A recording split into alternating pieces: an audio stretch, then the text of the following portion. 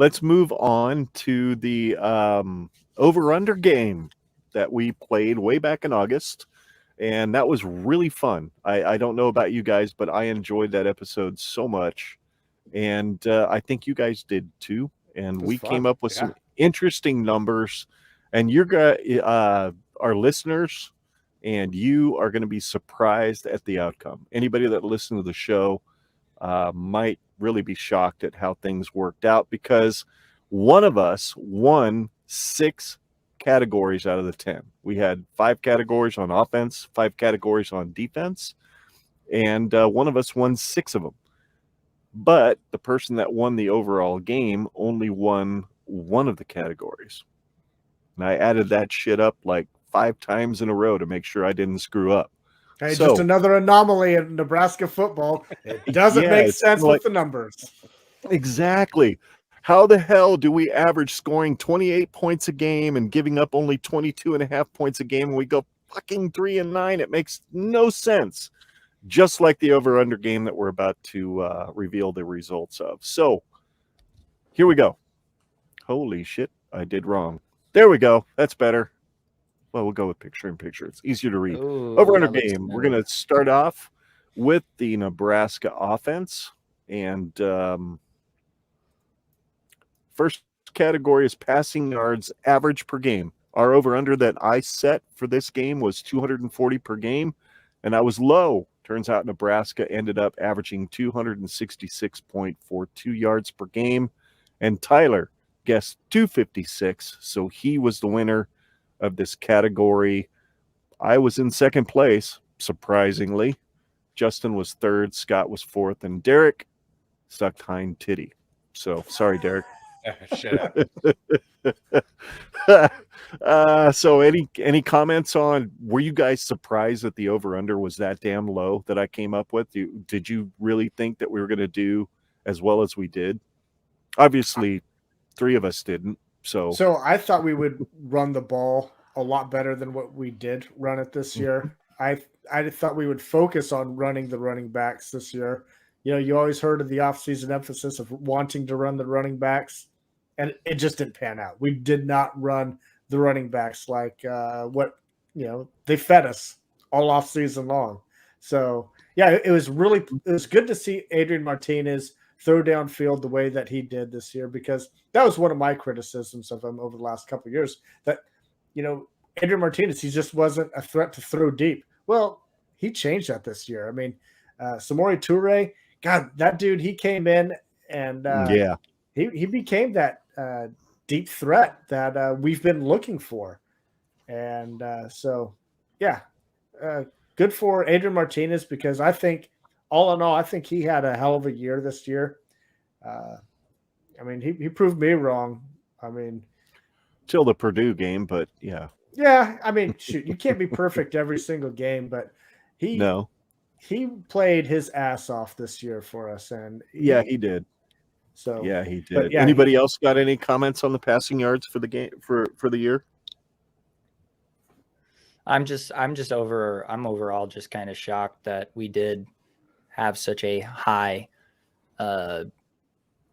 turnout for passing yards, and especially when you consider our explosive plays in the passing game. I remember that in my preseason prediction that what ultimately needed to change on our offense was getting more explosive plays, and I would have honestly wanted it to be, I didn't care where it came from, and the fact that it came from the passing game was kind of a surprise, but at the same time it wasn't, because there were some talents on our team that had really good potential. But I think, as we are used to in the last 4 or 5 years, when it comes to predicting potential, it doesn't really pan out. So I was kind of shocked that was kind of our average for the year, but pleasantly surprised. That would be my overall take. Pleasantly surprised. How about you, Tyler? You got any takes on this one? Well, since I was why should you? No, you don't. You don't get to. You don't. No. Derrick, you can speak now. Tyler, you fucking won, dick. Go ahead, Derrick. Yeah, I'm with Justin. I really thought we'd run the ball a lot more. I thought I really thought it was going to be more of a run-heavy offense, and it is what it is. Awesome that Adrian Martinez had a good year. Got to take that Purdue game away. He really had a phenomenal year, but yeah, he did. you can't take that one away. So, Yep. yeah, I don't have a lot to add. Like it just really didn't seem like we were going to throw the ball as much as we did. All right, Tyler, go ahead. I was just messing. No, I mean, obviously it's very much what I predicted. I thought that's the way our passing attack would look. I mean, within 10 yards per game. I mean, yeah, that's exactly what I thought our offense would look like. Tyler With that had no offensive idea line, that he won You were this. 10 yards within with that freaking offensive line. How freaking crazy know. is that? No, Tyler, you had no idea that you won this up until about 3 minutes ago, and here you are puffing your Talking chest out shit. like you fucking did anything. You didn't even know what you picked. You didn't even know what your number was. let's get to the next one. I'm guessing there's gonna be a lot more victories in this guy's camp. Maybe not. We'll see. Oh, that's okay. Passing touchdowns. Yeah, Tyler fucking won again. So now we know he at least is one of the guys that wins more than one. Okay. Or, So this is amazing. go ahead. I just right away. So the most passing yards I predicted, but I predicted the least passing touchdowns and also got that right. yeah, I know, dude. That's what's crazy. We were like way more optimistic than you were. So yeah, Tyler, you predicted 16. Nebraska ended up with 14. The over-under I came up with was 22. Why? I have no freaking clue. So here we are. Let's see. Anybody have any comments on the passing TDs other than the fact that Tyler was the most pessimistic and he still fucking won, the dick? Well, I'll just say that I think all of us thought there was going to be a lot more passing TDs because of guys like Samori Toure would have a good year, Omar Yeah, Manning, and he did. Xavier Betts. We thought that the ball, Austin Allen, yeah. I mean, I think we thought that there'd be a lot more passing TDs, but instead Scott Frost clamped up in the red zone. Well, that's exactly it. I mean, I think this is 100% evident that, like, by the fact that the passing yards were high and the TDs were low, is just we did not have a threat of throwing in the red zone. Yeah, like that was not part of this offense. So yeah. And by the way, you kind of tipped your hat with the 6. I'm feeling like it. I really blew it on defensive. I'm going to be last in a lot of these categories, but Well, Mr. Top 20 defense. yeah, I mean, I think I know where this movie ends for me. well, we'll have to see. We'll have to see. So I was there you gonna. go. Go ahead, I Scott. just wanted. Sorry, I was off taking a break there for a second, but no, I was gonna say that I feel like what I said in the episode that we had previewing the season and stats was that the reason why I think Tyler and I both predicted low passing touchdowns, and you guys might have said this, but I wasn't in here, so I don't know. But that what we've seen in the red zone from a Frost coach team is that we don't do well. And if we do well, it's going to be because Martinez runs it into the end zone or we hand it off to a running back, hopefully not in the shotgun, and they go and score a touchdown. So that's why I think I'm not really surprised that our passing touchdowns were so low in comparison to our passing yardage, is because our red zone offense was just an absolute dumpster fire. So what could we do in the red zone when we were throwing it? Was that mentioned when I was gone? Did anybody say anything about that? That the red zone? Yeah. I mean, we talked about the play calling changing a little bit there in the red zone. So, okay. Well, then that, yeah, sweet. Thumbs up. Hey, we agree. Brad. Absolutely, we do. We absolutely do. This is pretty cool. That's the passing TDs. So let's move on to rushing yardage. Damn it, Tyler, you won again, which means you're the guy that wins 6. So we our over-under was 228 per game, which was really high, or my over-under, not our. I came up with that. We actually averaged 181.2. If we get within 10 yards of that this year with Whipple as our OC, I'm going to be really damn happy. But yeah, Tyler guessed 191, so he was just about 10 yards over. And yeah, I'm sucking hind titty again at way over because You I was were pretty just optimistic. I was thinking Gabe Ervin was going to be really good. I didn't think he was going to go out on the third game or fourth game of the season with a ACL, and he was really kind of starting to figure things out. So, yeah, 191 is what Tyler guessed, and he won the category. Any comments on the rushing yards average per game? Is there something? I'm surprised we averaged 181 with that offensive line. Aren't you guys? Well, I mean, half of those were quarterback runs, right? Well, at least half, probably 60%. Adrian was still our top rusher, and he didn't even play in the last game. It was actually much better that until we started playing Ohio State and Michigan, and yeah, there was one other. Oh, Wisconsin held us down pretty tight. Iowa held us down pretty tight. But up until we played, I believe it was Ohio State. I think we were top 20 rushing offense. Yeah, you're right. You're right. We were. Yeah, and I think if we would have seen even a decent offensive line being able to move the defense and open up some holes in rushing lanes, we would have seen that number be more in the 200s. But obviously, we didn't see that, and so it really had to fall into the hands of Martinez. And and with Gabe Ervin getting injured, that was a damn shame because he was really getting hot there.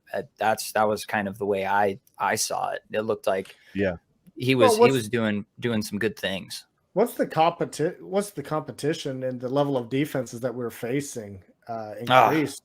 I mean, then it started to lack. But yeah, we put up some pretty good numbers early on in the year.